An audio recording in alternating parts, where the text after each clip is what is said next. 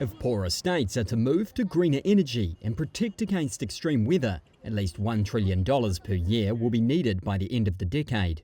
That's the warning to negotiators at COP29 on Thursday, as money becomes a central focus of the climate talks being held in Azerbaijan. But negotiators at the UN climate conference risk being overshadowed by political spats.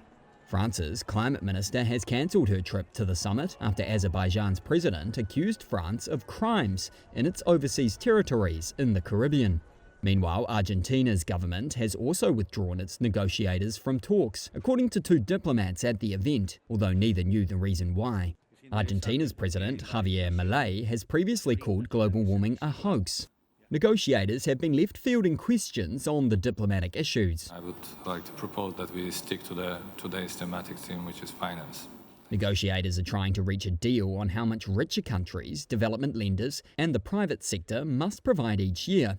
A previous goal of $100 billion per year was met late in 2022 and in the form of loans rather than grants, something recipient countries say needs to change. A report from the independent high-level expert group on climate finance said the annual target figure would need to rise to $1.3 trillion a year by 2035, or more if countries drag their feet now. Well, I'm kind of seeing some glum faces. There should be some energy in this room, and if we're to drive those finance flows, it needs energy from many of you here.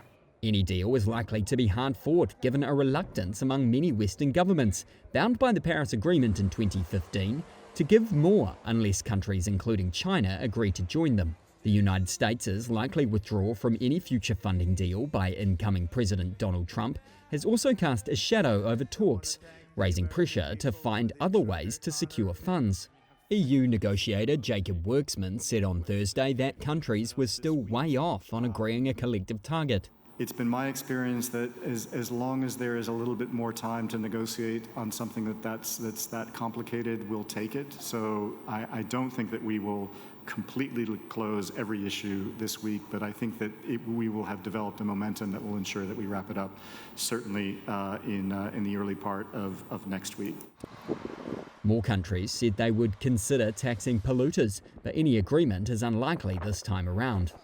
Most of the world's climate-friendly spending is skewed towards major economies such as China and the United States. Africa's 54 countries received just 2% of global renewable energy investments over the last 2 decades.